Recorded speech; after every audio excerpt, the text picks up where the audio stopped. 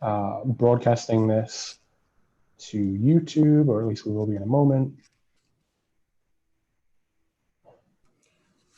Phil, I'm going to start talking once you advance to the next slide, right?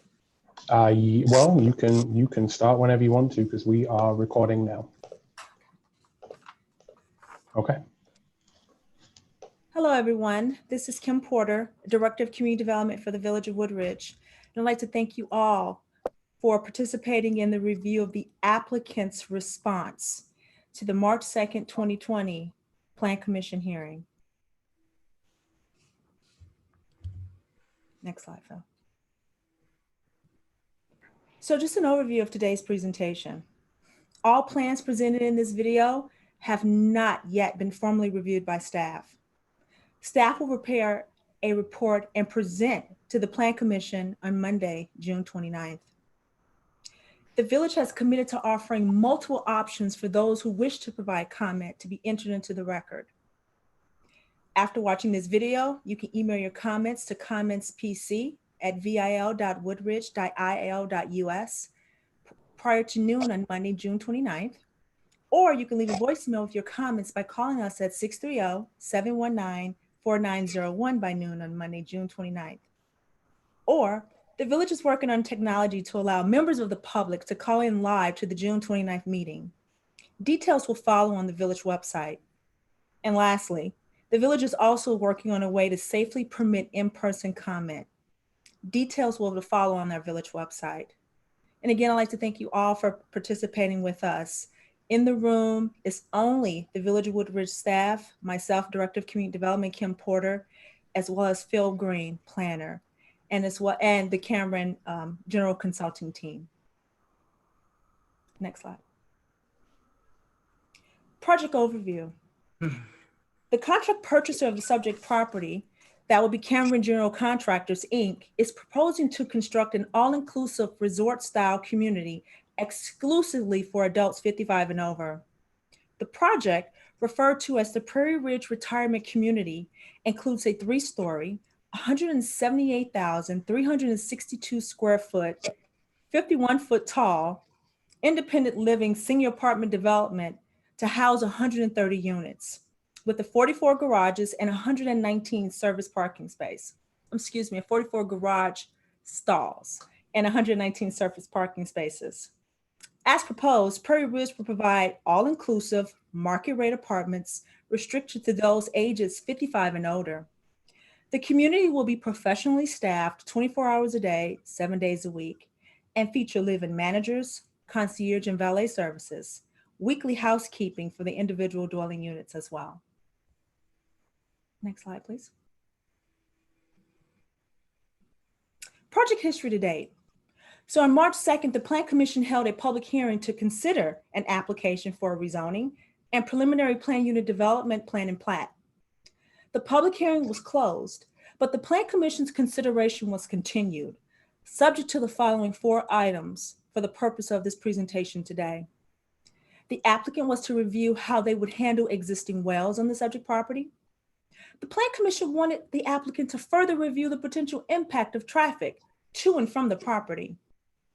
The Plan Commission also requested that the applicant provide further detail on their tree replacement survey and revisit their proposed landscaping offering. And further work was needed on emergency vehicle access to the property. Next slide. So that is actually the end of our slides for now. Thank you. So now at this time, I'd like to turn it over to the applicant. Thank you.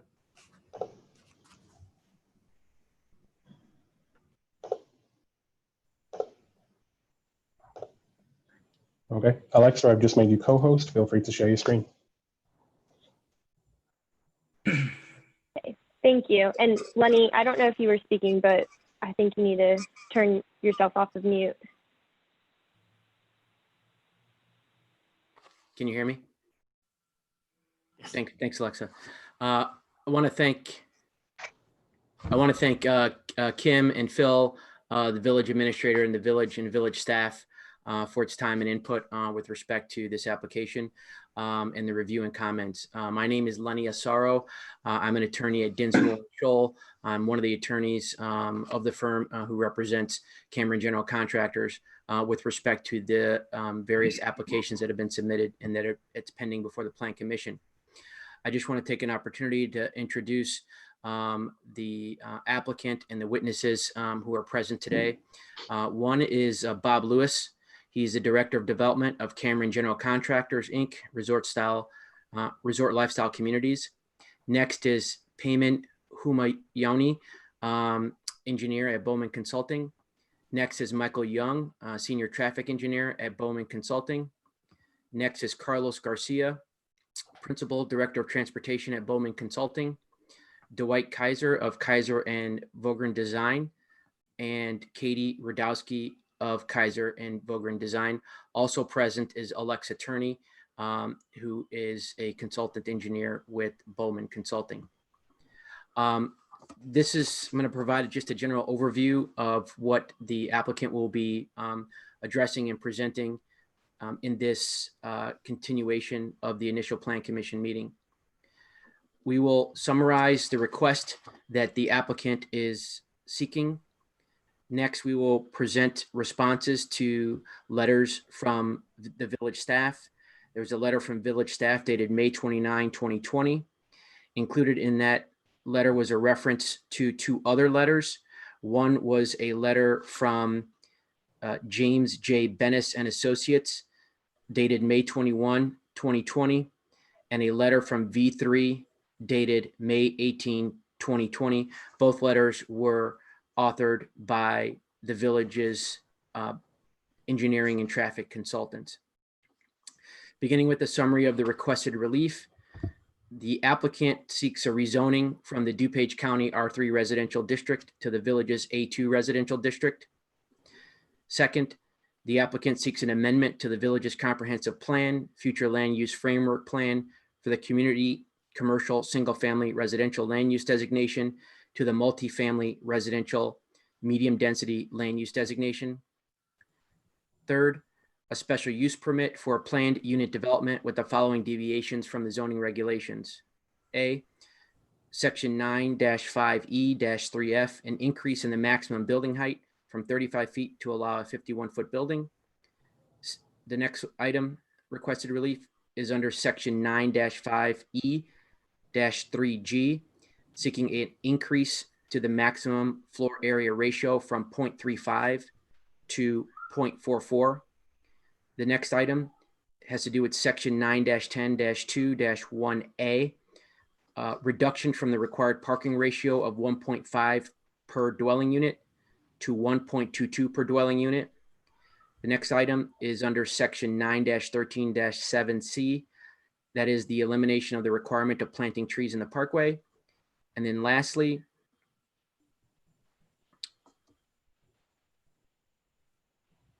I'm sorry, that concludes all the requested relief or deviations. And then finally, the final requested relief is preliminary PUD plan and plat. So with that, at this time, we would respond to the letters from the village as well as the village consultants. The first letter is the letter from the village dated May 29th, 2020. And I would like to turn it over to Payman from Bowman Consulting to essentially quarterback the responses. And so let's start with comment number 1, 2, and 3. We'll go in that order.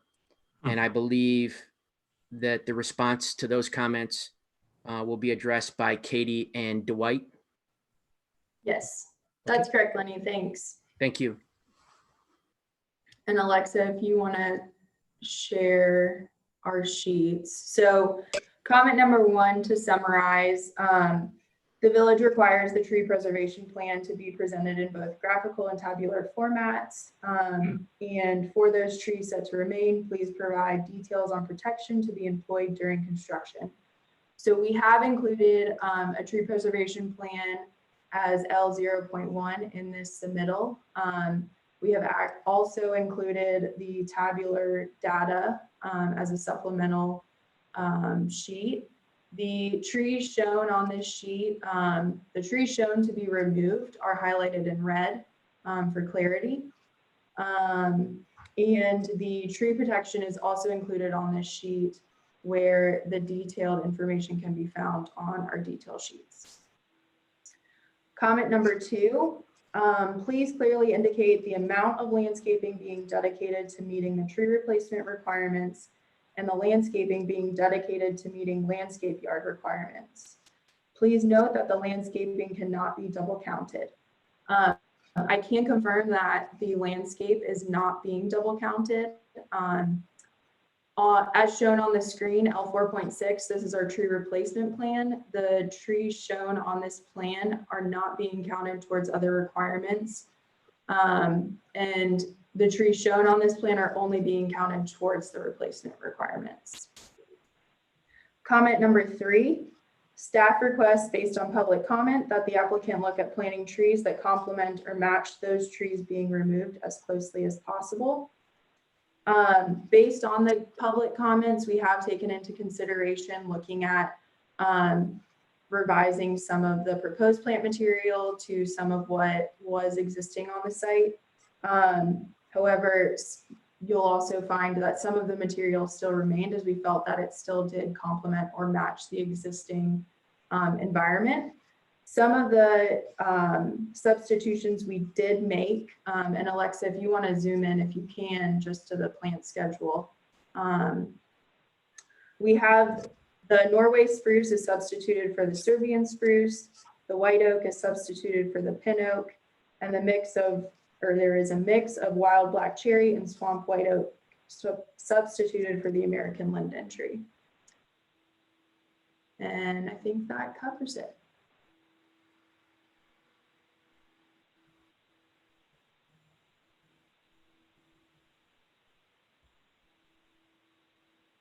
Lenny, I think you're muted.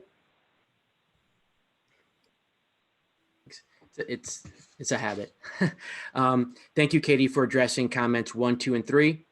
The next is comment number 6 in the letter from the village. And so I turn that over to Payman. Okay. Thanks, everyone. I'm Payman with Bowman Consulting, civil engineer. Comment number 6, staff provides a copy of water well review and please incorporate. So a copy of the water well review is included in the package. The report was prepared by V3 and basically on the second page, and they've gone through, obviously, gone through the process, and on page 3, on the last paragraph of the second paragraph from top of page 3, their conclusion is that based on both depth and aquifer and the water table, basically, the result is, their opinion is that V3 that proposed development should not have any impact on the flow of groundwater or its water quality, and that further evaluation of groundwater is not required. But that should address the water well comment. Comment number 6. And comment number 7 is please ensure that address the issue of traffic circulation through the community due to the project and emergency access route. We have had numerous conversations and coordination with Lyle Woodridge Fire Department and also DUDOT and also IDOT and the village, of course. The coordination with the fire department, they've provided us with the specification of the fire truck. We use that information and utilize that information in modeling the fire truck turning templates. That movement is illustrated on Exhibit 1. That's basically fire truck movement template. The exhibit shows that the fire truck would be entering the site from I-53, entering the access road, and circulate through the sites. the illustration, basically, the blue and red shows the path of the fire truck enters the site, and it shows that clearly it makes all the movements through the site, and also it could exit from the north entrance to the access road of 75th Street, and then it would travel basically west or east. I'm sorry, to Westview stop sign, and then exit the community. That addresses the comments regarding the fire truck movements. Also, there were a couple other items that came up. One was the trash turning movements on this trash truck turning movements on the site. And again, the same software, we model the standard trash pickup entering the site from the access road, come and enter the site on the north side, and make the movement to the southwest corner of the building where the dumpster enclosures are. And then truck would basically make the movements into I-53 and exit the development. And the next item was, there was also a question that came up about the moving truck entering and making through the site. And again, with this moving, basically the moving trucks entering the site off of the access road on 75th Street would enter the site, making the right turn, moving to the west side of the site, to the southwest corner of the building where the loading area is. And then they would exit basically onto I-53. And those were the questions about the movements. I think that concludes the letter. Thank you, Payman. And you just covered comment number 5 and comment number 7, correct? Correct. Let's zoom down. Correct. Yes, exactly. Okay. And with respect to comment number 4, comment number 4 has to do with the providing a basis for the requested deviations from the zoning ordinance. As outlined earlier, we've identified the requested deviations. At the initial Plan Commission meeting, the applicant presented evidence and testimony to establish that the requested deviations will not be detrimental to or endanger the public health, safety, morals, comfort, or general welfare, and as a result are in the public interest. That is the standard as identified in the zoning ordinance with regard to the proposed application, in particular section 9-14-6J and 9-14-7C, as well as section 9-14-7. At the initial Plan Commission meeting, the applicant presented the testimony of Mr. Bob Lewis, Mr. Payman Humayoni, George Kissel, AICP of Okrent Kissel Associates. He's an architect and land planner, as well as Mary Lindberger, MAI of Mary Lindberger and Company. She is a licensed and designated MAI appraiser. The applicant also presented various plans and expert reports.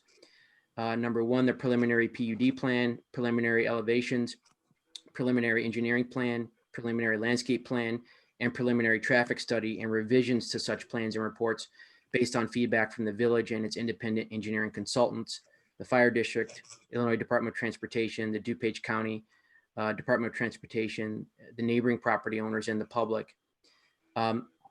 The opinions that are contained in those reports and that were testified to at the initial hearing establish that the requested deviations in relief from the zoning regulations will not be detrimental to or endanger the public health, safety, morals, comfort, and general welfare, and as a result are in the public interest. Moving on to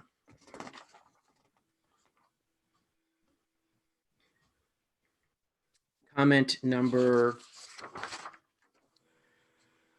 5 that references the letter from V3 companies. and that's a letter dated May 18, 2020. The applicant has submitted a written response to the letter from V3. And so I turn it over to Payman and Carlos to address the comments and the responses thereto regarding the preliminary PUD. Great. All right. Thank you, Lenny. With this basically on the, so the comment number one basically shows the emergency access. So let's see, this is the letter from, okay, so fire department comments basically was that to replace and update the existing emergency vehicle preemption at the intersection of Route 53 and 75th Street. One thing that came up, I imagine, and that was this response to this comment was actually explained in detail in the V3 response letter. And in that, there was some discussion about, during all the discussions between the village and fire department, DuPage County, and also IDOT, there was no initial discussion about any modification to the preemption of the intersection for emergency vehicle. Just recently, that comment came up, and it is our understanding that if that system is currently functional, and there was no indication that actually that system is not functional at the moment. So it was our understanding that there was no need for any improvements to the preemption system. So for now, we would like basically, or we would like to, not make any improvements, or if there is any improvements actually to do any preemption or any improvement to the preemption for that intersection. And also there was, may want to actually reference the Payment. Can I just also add into the comment here, and I apologize. This is regarding the letter, and it's the comment number 1 under fire department and comment number 2 under fire department. So you've addressed the response. I just want to augment that with the fact that in terms of the timeline between the date of filing the development application and the plan commission meeting that took place, the applicant spent substantial time and effort working with IDOT, DUDOT, and the fire department to develop an emergency access plan. The communication between the parties was open, cooperative, and collaborative. After the first plan commission meeting, the applicant acknowledged the comments made by not only the commission, but the public, and then took those comments seriously and re-engaged with IDOT, DUDOT, and the fire department to revise the emergency access plan so that it would now be located on Route 53. Prior to the village's letter dated May 29, 2020, wherein the village provided comments on the latest revisions to the preliminary PUD plans, which included the emergency access plan, the applicant worked with IDOT, DUDOT, and the fire department again to obtain cooperation and consensus on the final emergency access plan. The collaboration and feedback resulted in the approval of the latest revised emergency access plan. And at no time during those discussions, which were very cooperative and collaborative, did anyone, in particular the fire department, raise an issue about the preemption improvements at the intersection being substandard or not adequate to serve the community. However, after approving those plans, the fire department expressed a comment about replacing and updating the existing emergency vehicle preemption. It is, the applicant notes that the preemption at the intersection is adequate as it currently services not only the intersection and the properties to the south of the intersection, but also to Cedarhurst Assisted Living and Memory Care, which is would be across the street from the proposed development on Route 53. And their interest is on Route 53. There's no evidence to suggest that the existing preemption at the intersection is substandard or will be substandard as a result of the proposed project.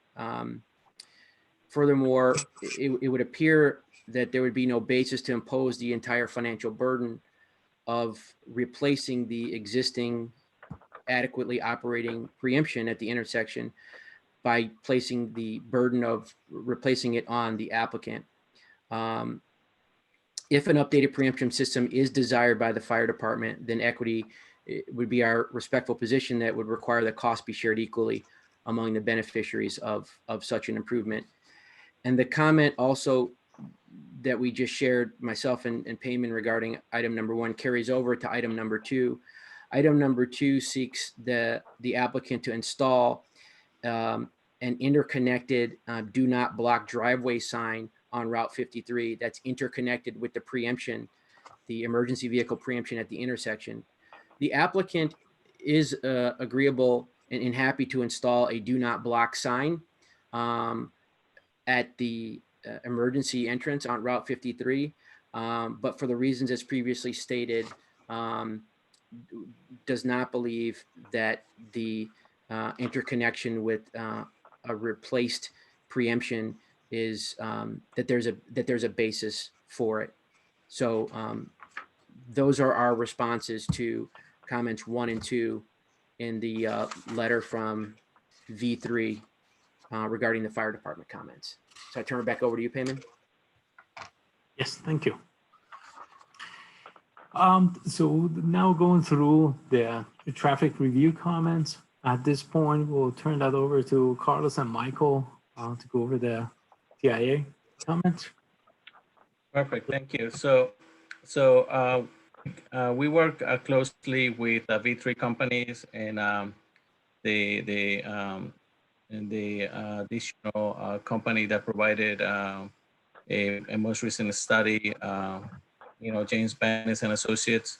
We coordinated our responses with Tom Adamczyk, and I believe he also coordinated with the village our responses.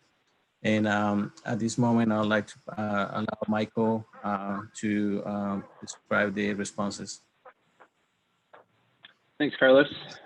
So comment number 1 states, please update the TIA to incorporate the responses to comments and updated exhibits contained in the April 2, 2020 response letter from Bowman Consulting Group Limited to Heidi E. Boyrell of V3 Companies. So in our response, we state that we had included the response to comments in the updated figures as an addendum to the TIA, not a full resubmission.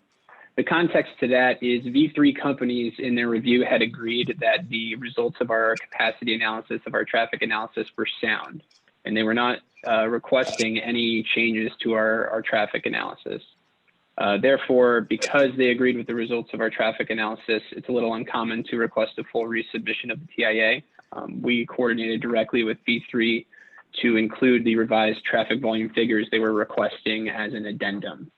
The revised traffic volume figures they requested clearly identify the route that we project traffic will travel through the neighborhood, which Heidi from V3 stated was something that both the village and the public would want to see. But again, I want to emphasize, did not change the underlying results of our analysis.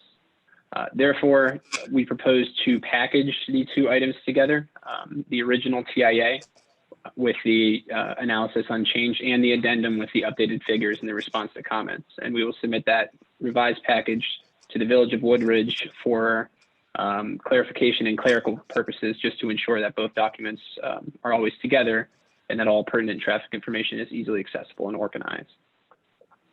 Comment number 2, the no-build scenario capacity analyses include some duplicate capacity analysis runs with differing dates and differing results. Please update the report appendices to provide the final analyses and remove the incorrect duplicate analyses. This is a very similar comment to comment number 1, where it will be addressed through the resubmission, packaging the 2 items together.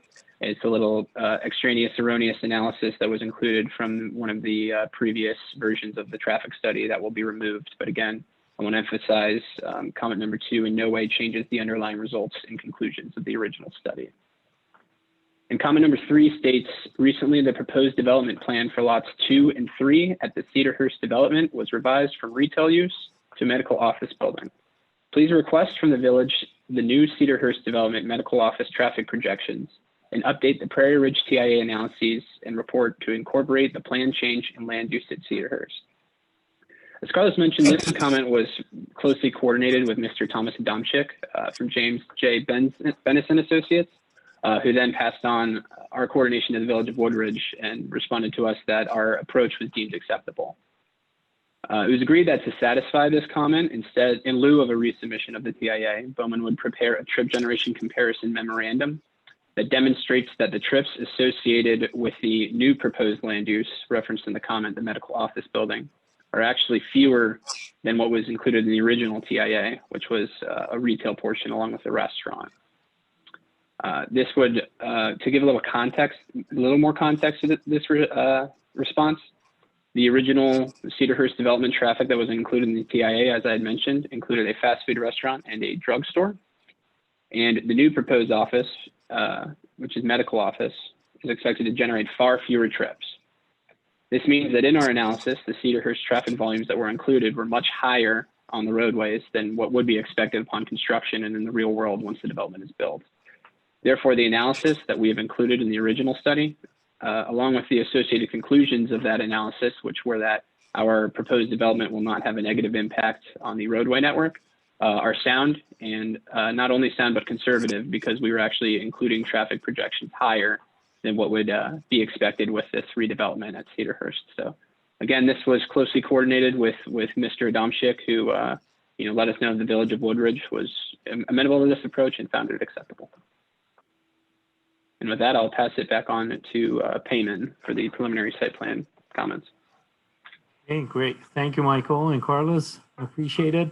So following up on the comment and response letter on the preliminary site plan TIA comments, comment number 1 is basically it's asked for the auto turn exhibit, updated auto turn exhibit through the development.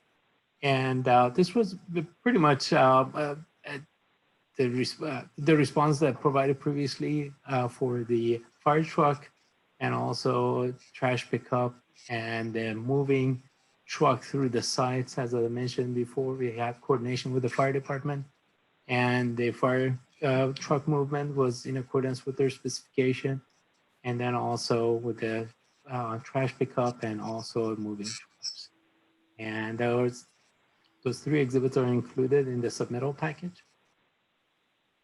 Let's see, the next comment number 2 is submit the proposed right-in, right-out access driveway geometry to IDOT for review, and that's being coordinated. Basically, the entrance to I-53 has been coordinated with the village and also with IDOT.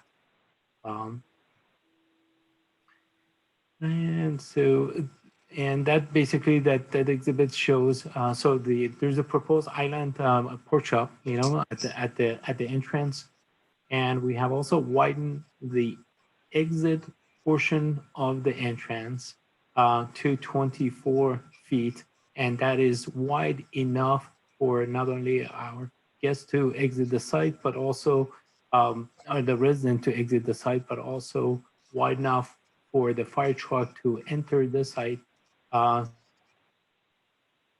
through the 53. The first 12 feet adjacent to the island would be striped and has reflectors on it, so it prevents people from driving over it, and that will save that space for the fire truck to exit to enter the site. Let's see. So comment number 3 is to extend the proposed sidewalk along I-53 to the north and to the south to Fox Ridge Townhouse.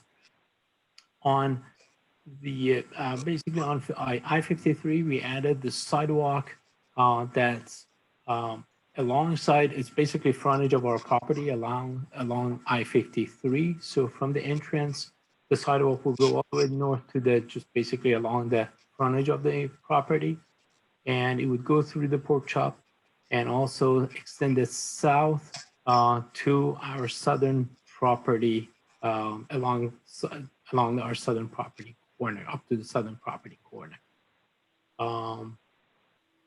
And it's my opinion, or it's our opinion, that the sidewalk basically we would be basically obligated to extend or terminate the sidewalk basically alongside of the property.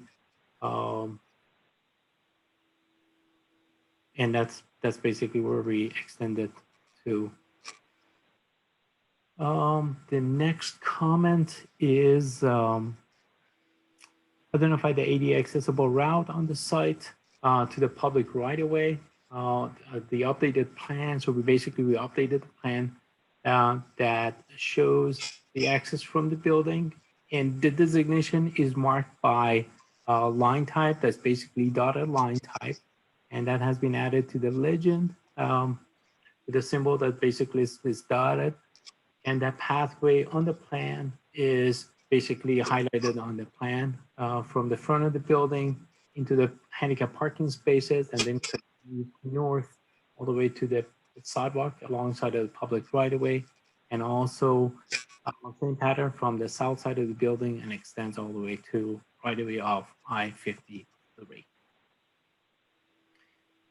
And that pretty much concludes the comments associated with the IA.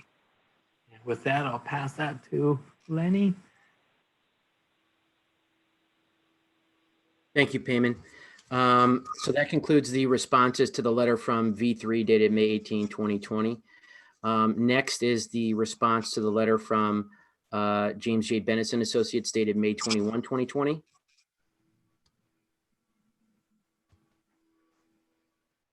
So, is this the, let's see, is this the V3 comments? yeah, we just completed the comments regarding the letter from V3. Next is the letter from James J. Bennis, in particular with respect to the preliminary PUD. Just the comments regarding the preliminary PUD. Sounds good. So I turn that over to Payman and to Carlos. All right, sounds good. Thank you, Lenny. So we'll go through basically, we'll basically go in to the comments that's specifically associated with the preliminary PUD. That would start out with comment number 7. It says provide a 10-foot wide easement, public utility easement along I-53 and 75th Street. And a 10-foot wide utility easement has been added along I-53 and 75th Street. And that's been added to the PUD plan. That has been illustrated on basically on the north side of the property. The 10-foot wide easement has been delineated and also noted alongside of the property, and also on the north side and also on the west side. Okay. And let's say the next comment number 8, is regarding the USFWS section 7, and that's related to the northern long urban path. And so basically for that, we added a note to the plan that basically states the tree removal would not occur within the dates July 1st to July 31st. That note has been added to C1.1 note number 2 on the PUD plans.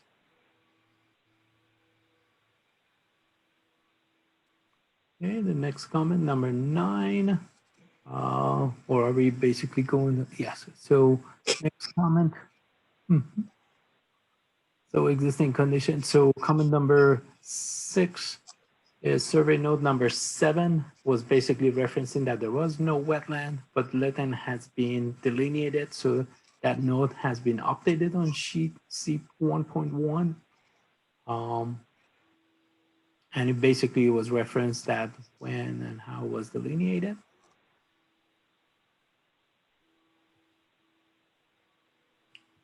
Good. The next comment is the site plan comment.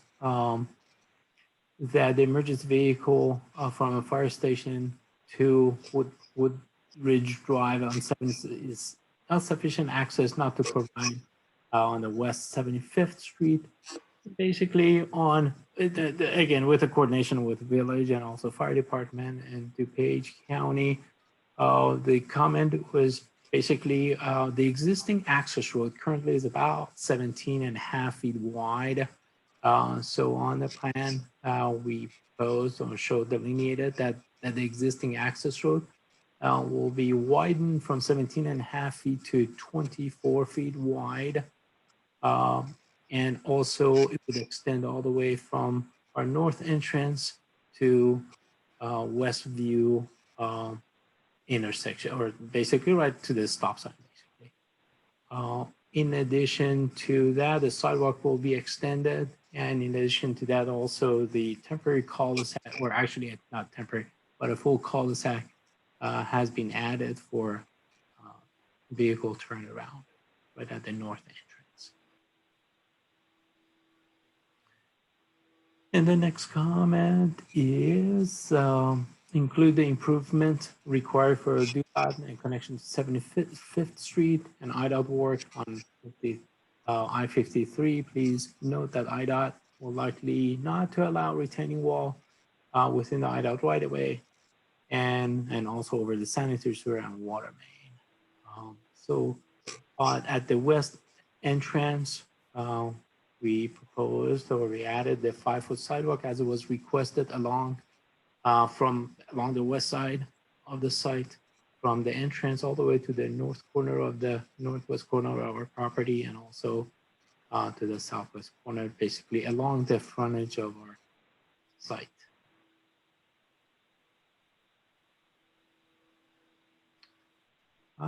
Let's see, the next comment is comment number 4. And again, this is basically related to the same comment, same sidewalk that we just mentioned. ADA ramps was also added at the pork chops. And it was, so on both sides of the pork chop, the ADA ramp was added. And the cross hatching also is added for pedestrian. Could provide a cul-de-sac turnaround at the frontage. And as we mentioned previously, the cul-de-sac has been added at the west side of the access road.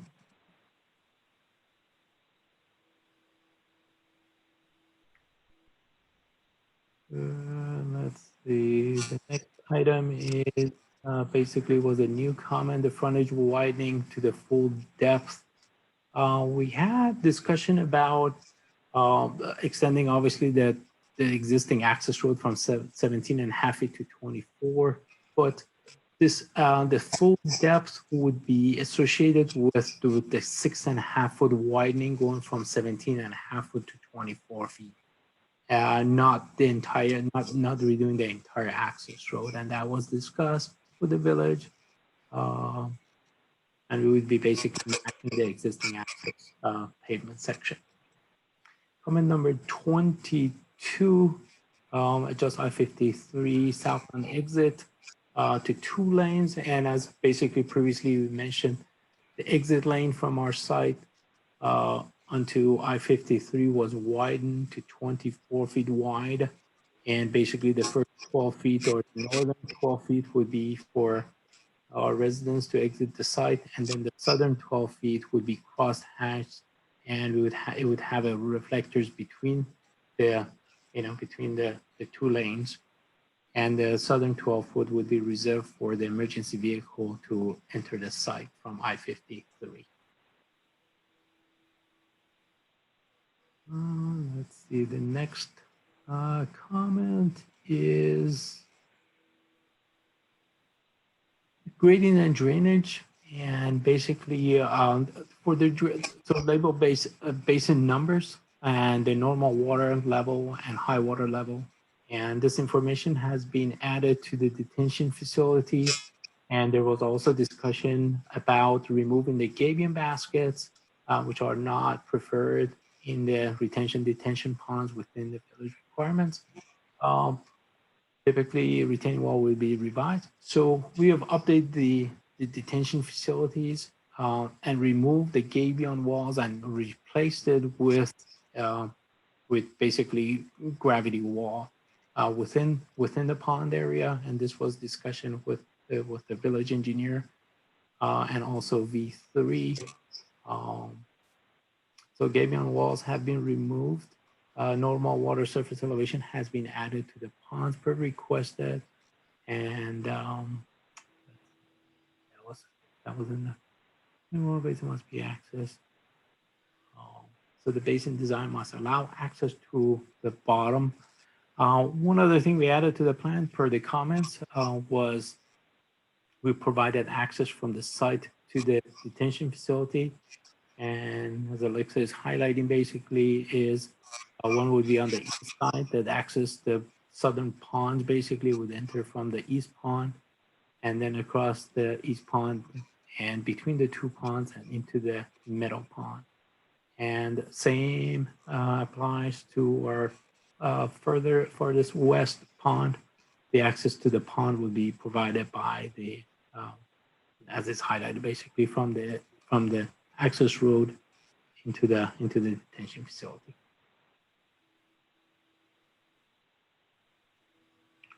Let's see the next item that would be as part of the preliminary final engineering traffic impact study.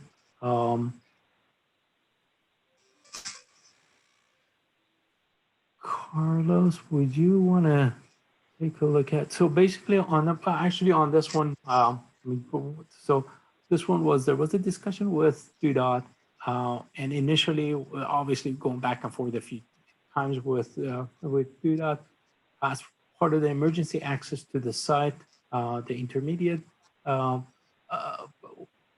design was to provide some sort of a grasscrete coming in from I-73 onto the north entrance of the site.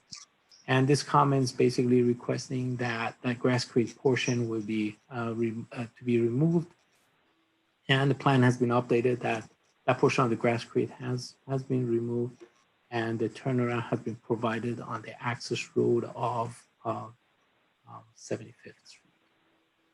And let's say yes. So initially, basically, there was a connection, emergency connection between the end of the cul-de-sac and all to on the southern edge of I-75th Street, and exactly as is highlighted. So that portion, the grasscrete portion, was deleted on the plan and extended with the cul-de-sac for turnaround.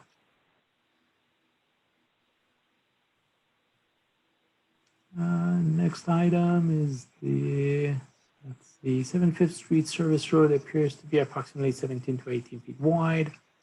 It was supposed to be 24 feet, and as previously discussed, the preliminary PUD plan has been updated to widen the access road from 17.5 feet to 24 feet wide. And the temporary cul-de-sac has been added to the west end of the access road. Shows on the plan.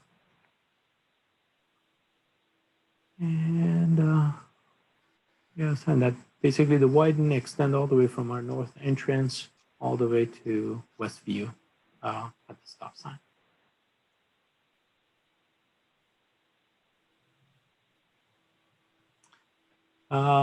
Next comment is associated with the fire department comment. Yeah. Payment, not to interrupt, but I think that this letter is the V3 letter. Exactly. Yes. Okay. Yeah. I think we're addressing the Bennett's letter. We need to address. Sorry, Lenny, we did that one first. Oh, we did. We swapped them. Yeah. Yeah. Oh, okay. All right. Sorry about that. That's okay. So exactly. So and basically, Lenny, as you mentioned, Yeah, we already covered this one. We already Yes, covered these exactly. 2 points. yes. Okay. So 1 and 2 is already covered. Let's see, and I believe that concludes the V3 review comments. And with that, I'll Okay. send it back to Lenny. Okay, thanks. So then, Alexa, we've covered the V3 letter and the Bennett's letter, correct? Okay, That's correct. Yeah, we accidentally swapped them. Sorry about that. that's okay. Thank you. And so then the last item is that following the Plan Commission meeting, the village staff, presumably having reviewed the video of the first meeting, their notes from the first meeting, as well as potentially a transcript from the first meeting, and emails received and communication received from the public, generated a document that contained a list of questions for the applicant to provide written responses. And I believe the written responses that we submitted were submitted on or about June 1st, 2020. And there are 6 pages of questions and answers. And it's my understanding that the written responses to the public's questions have been uploaded to the village's website for the public and anyone else to review. So I just refer to the questions and answers. I'm not going to go through each question and answer because it is in writing and it has been uploaded and available to the public for review and for further review. That concludes what we will be presenting today with respect to the letters from village staff dated May 29, 2020, as well as the 2 other letters from the village's consultants, one of them dated May 21st, 2020, and the other May 18, 2020.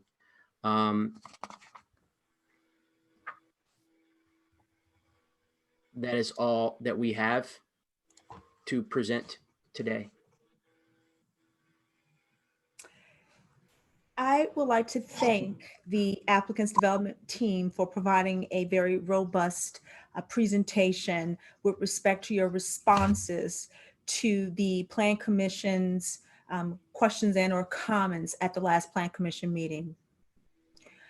Please note that this video will be available for a total of 10 days for you to be able to review over and over again so that you can provide comments, questions to commentspc@vil.woodridge.il.us. Just to reinstate, staff has not reviewed any of these submitted documents that the applicant has provided. Again, this is only the applicant's response. As many of you know, due to this worldwide health epidemic, or excuse me, pandemic that we are currently experiencing, communities across the country have to be creative with respect to being as transparent as possible and providing as much input as possible as we continue on with the business of our respective communities. Both the Plan Commission and the viewing public will be able to review this and generate any questions and comments for that June 29th Plan Commission meeting. As always, staff will provide a Plan Commission report, and per village protocols, that Plan Commission report will be available on our website on June 26th. So next steps. Plan Commission will meet on June 29th to discuss their recommendation to the Village Board. The Village Board will meet at a date to be determined to vote on the preliminary plan unit development, rezoning, and annexation agreement. If the applicant is successful, the Village Board would hold a further public hearing to determine annexation of the subject property. If they're successful with that, the Plan Commission will then hold a public hearing on the final plat and plan of plan unit development. The village will then meet to vote on the final plan and plat of plan unit development. When I said the village, that would be the Village Board of Trustees. And if successful, building permits would be applied for, approved, issued, and a project will commence. So there are several bites at the apple to provide comments throughout the next steps of this particular project. I'd like to thank you all for viewing this video, and we look forward to hearing your questions and comments via, again, the various avenues that you'll be able to provide those questions and comments. Thank you. Thank you.